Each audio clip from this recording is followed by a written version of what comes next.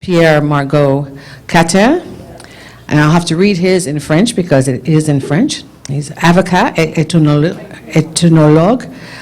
Pierre Margot-Cattin est professeur à la Haute École de Travail Social et Sauvalet. Il est également président du Conseil suisse Égalité et Handicap. Il s'intéresse à l'impact des représentations sociales sur les handicaps, à l'environnement adapté et la formation au tourisme pour tous. Globetrotter et conférencier dans de nombreux congrès, il apprécie la découverte de nouveaux horizons. Il a introduit un cours de sensibilisation French accent is terrible, au handicap et l'école suisse du tourisme. Il vit en Suisse avec un handicap physique important. And he's got some very interesting ideas on really ameliorating the situation with respect to transfers. Thank you. Hello, everybody. First of all, sorry for my poor English. I'm supposed to speak French, but I will make a big effort to speak to you in English. Hope you will understand me. As you said before, in French, I'm first of all a professor at university, but also a big globetrotter in wheelchair, and this is this side of my personality that is interesting in my presentation, because we want to present you a brand new system to help for secure transfer in planes, but everywhere where we need transfer too. Something simple, something adequate, something secure, something comfortable for everybody.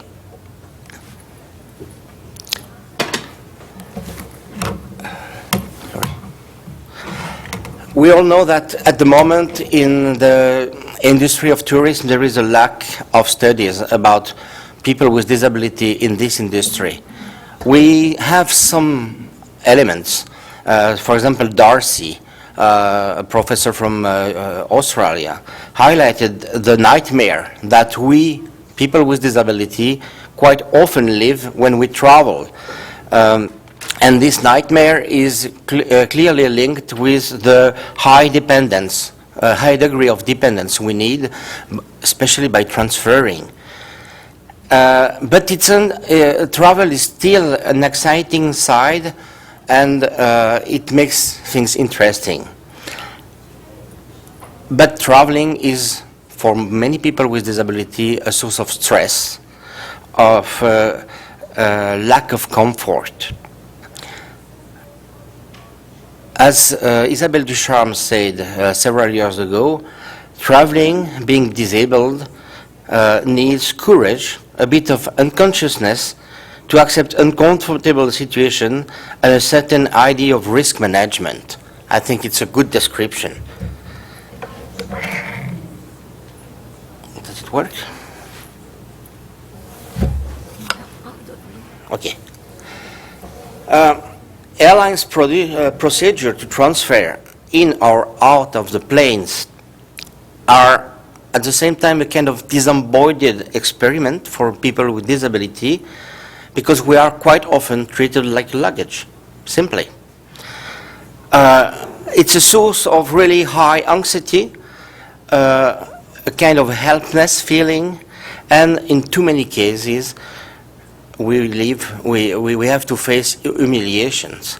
How many times I have been transferred, and I have, after the transfer, I have my T-shirt under my arms, or my trousers is down. This kind of situation. It's really humiliation. It's always a situation that appears when we are in a moment of extreme dependence. How to find a solution to ameliorate, to give a better situation. While transferring, especially, we need to find a solution for the safety of the transferred person. We need to find solutions for the comfort of the transferred person. the respect of the transport person, but we also need to think about the safety of the person who helped transferring. And we need to think of easiness and rapidity of the transfer.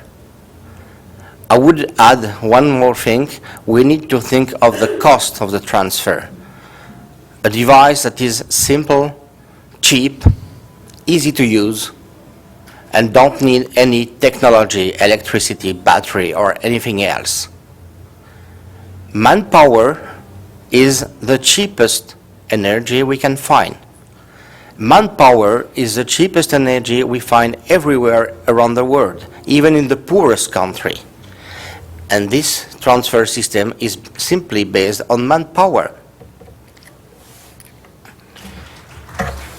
The idea is to be influenced by technology for adventure. The know-how that is behind this device is paragliding and extreme sports material. We guarantee solidity, safety, lightness. We guarantee respect of safety norms and what we call the Swiss quality. It's quite a high standard of quality recognized around the world.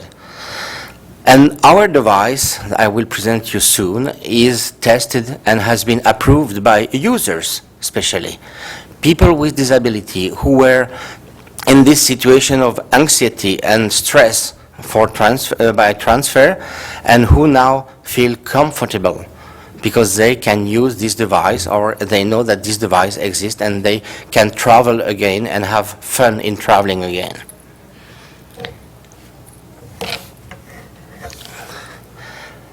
This device is useful for any places with limited access. Think of amusement park where you have to transfer on amusement devices. Swimming pools, how to access in the water, for example. Buildings without lift, clearly. But it's also important and it's also useful for places with necessary transfer. Planes, that's clearly a place. Not adapted transport in general. Theater seats, when there is no special access, boats, any other places. It's also useful for getting over natural obstacles, fruit passages, paths with difficult access, and in Switzerland we know that, and in Canada too, snow-covered access. And it's also something that is really useful for any emergency situations requiring evacuation of people with disability. Have you ever thought, you are in a train, you don't use trains so much in North America, but maybe, you are in a train, the train stops in the landscapes, you are requested to go out because there is a technical problem. How do we get people with disability out? We wait for the ambulance and we treat the person with disability like somebody who is injured. And the wheelchair, if it's an electric one, stays in the train. Same in the bus, same in planes, same everywhere.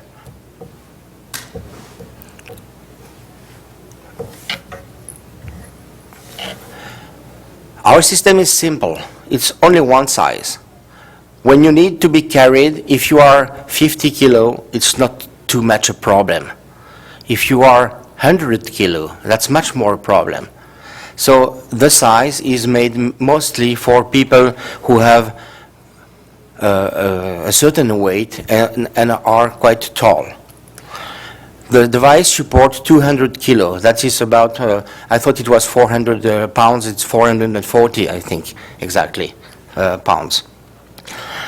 The device has a lot of handles that allows to grab the device to carry, simply carry. But we know how to carry because we have handles.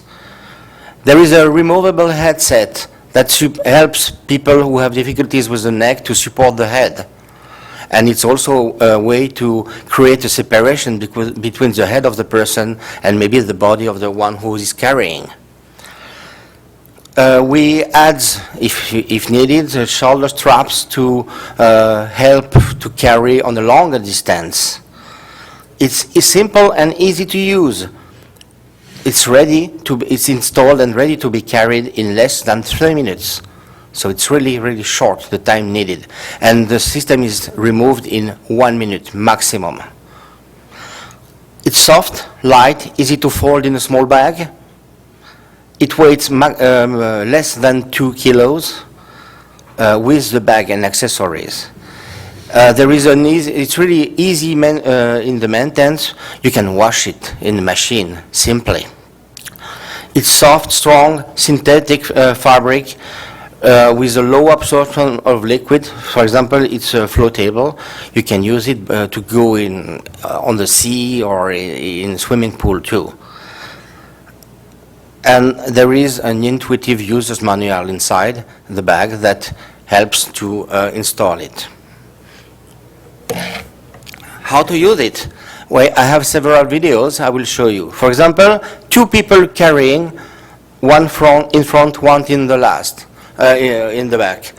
Can you please put vous pouvez mettre en route la vidéo, s'il vous plaît? Okay. This is an airport situation. And I am 100 kilo, so that you know.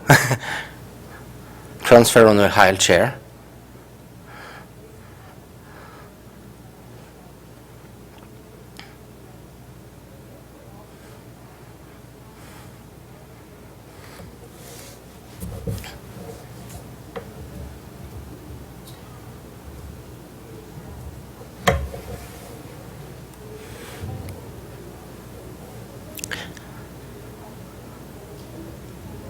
Second solution, 2 carriers on each side with the shoulder straps or not.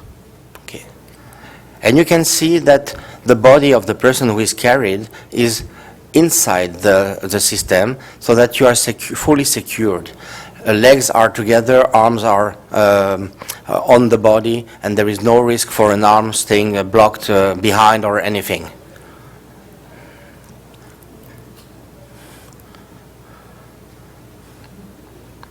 The fact that there are handles everywhere means that people who carry concentrate on how they hold the handles, and it seems to be much lighter to carry because they know how to hold the person.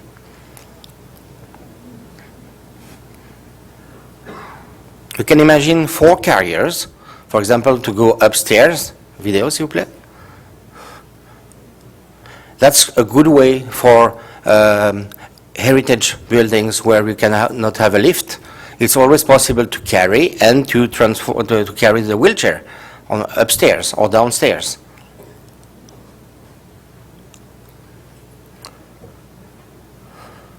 And more, there were 5, and that was to access, you will see, on a boat to go and see whales in South Africa. Something fully inaccessible. With this device, 5 guys, strong guys, just carrying me on the boat.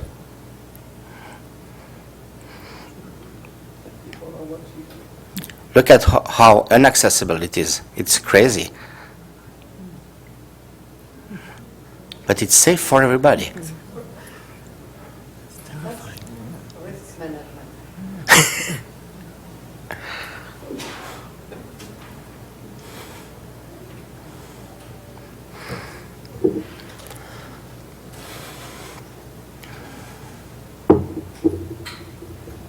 And finally, the configuration, specific configuration of planes. Transfer from the high chair to the seat in plane. Vidéo, s'il vous plaît. Merci. You know how small it is. You know how difficult it is. And you see, they lift over the armrest because it's not removable. 2 persons can carry me.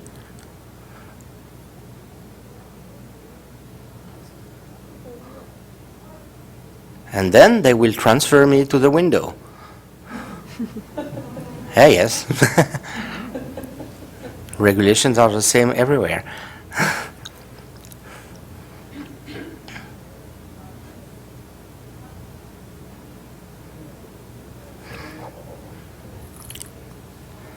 The FOB system, simple design, easy to use, based on human strengths, something that you find everywhere all around the world, and it avoids the use of complex technology, which might break down and you don't find any solution to repair it. It's based on the idea of comfort and safety of the carried person and comfort and safety of the carriers. It reduces personal contact and intimacy intrusions. That's really important for countries, Arabic countries, where, for example, it's forbidden to touch the body of a woman. How to help a woman to transfer in a plane if you are not another woman? Men cannot touch the body. With this, they don't touch the body, they touch the handle. And there is something that protects the body. It's much more acceptable. It ensures a higher respect of the person with disability and its dignity, because the clothes stays tip-top. You are not undressed after the transfer. And it contributes simply to increase travel and adventure desire of persons with disability. And I would say it costs about $500. That's cheap compared to many other systems. Thank you for your attention.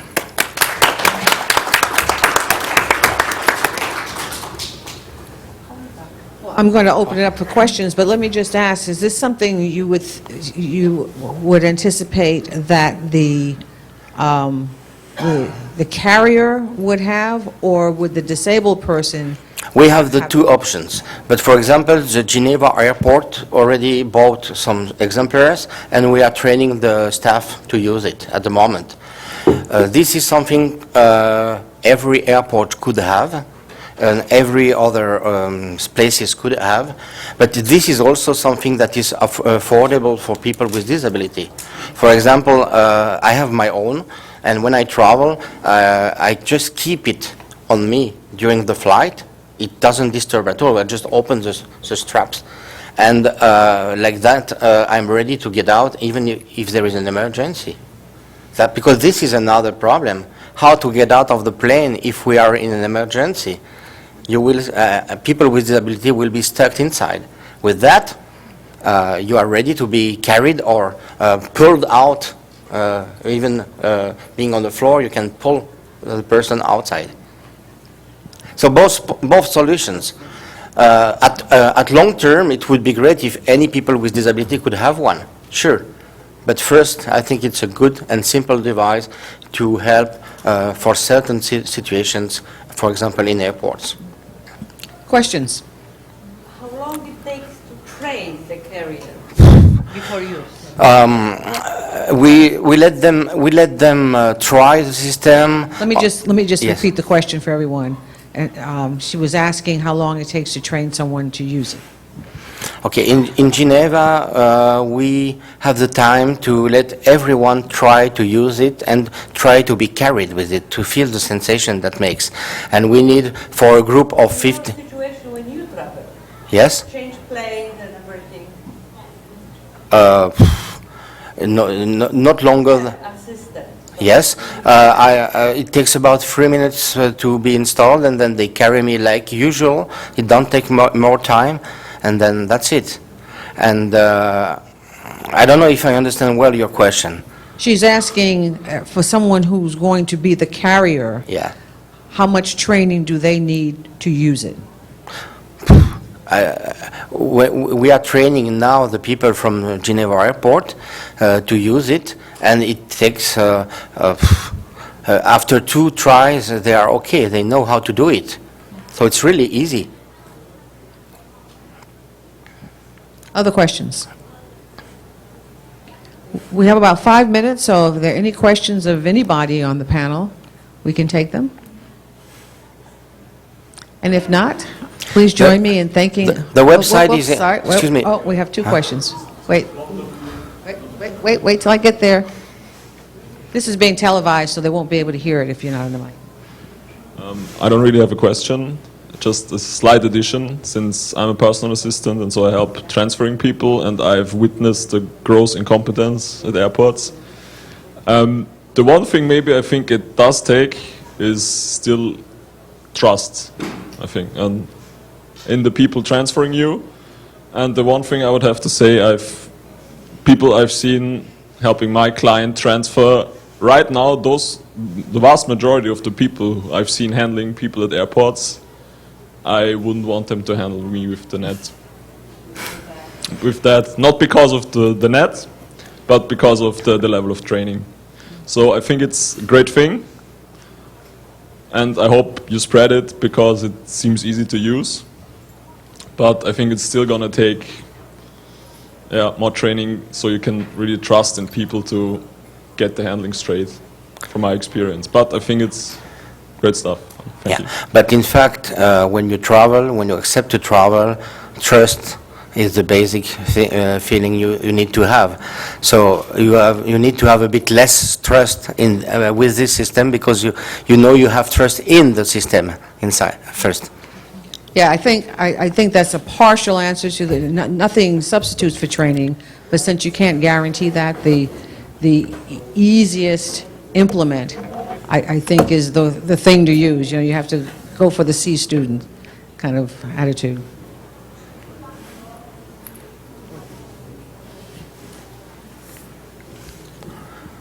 In Canada, we have a ruling that was called one person, one fare.